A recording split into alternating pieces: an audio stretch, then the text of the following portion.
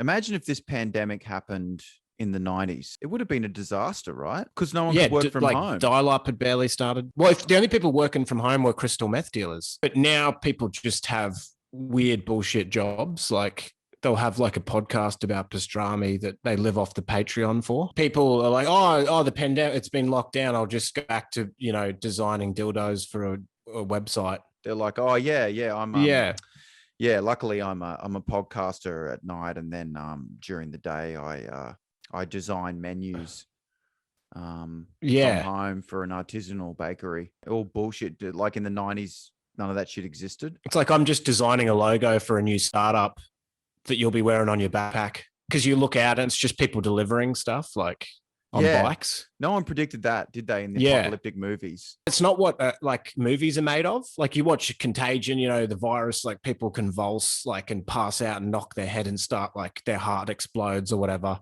And this one's like, you can go over to people's places still. Yeah, come over, we're having a 10 people person party during this apocalyptic time. Yeah. Oh, yeah, you guys aren't sick, are you? No, no one is. And no one I know has ever gotten it. If they have, they're fine. Just come in. The only guy that I knows got it was 90 years old, and he was on dialysis already, and he's still fine. He's just out of breath when he does Sudoku puzzles now. It's not what movies are made of. It's not like, an Independence Day, people were like, oh, we're going to have to eat in the park today. You know that scene in Contagion where like Matt Damon sees his kid outside, like talking to another kid, and he's like, oh my God, like stop, like runs out and just like physically grabs and pulls it, because it's like gets a baseball bat, like threatens him with death almost. No one predicted that there would be a dude like, hello, did you order naan, like 4 naan bread? Yes, I did. Yeah. Thank you. Yeah. That'd be a good scene. Like he's just killed a kid with a baseball bat, and then a Guatemalan guy shows up with a pad thai.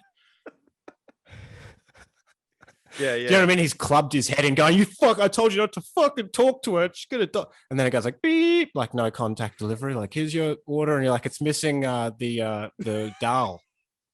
It's like in Independence Day, they're not using Dine and Discover vouchers to play putt-putt as the aliens come, like to try and like stimulate the economy or whatever. And in the 90s, it's such a great point. What would have happened? It would be way, way, way, way, way worse, wouldn't it? You'd have to spend 10 hours trying to get dial up, then go and ask Jeeves and be like, there's been 10 cases today or whatever. How many cases today, Jeeves? And it's always really bad, like inaccurate. It's like, did you want sports equipment? It's like, no. Like, give me surveillance capitalism any day. Yeah. Over Ask Jeeves.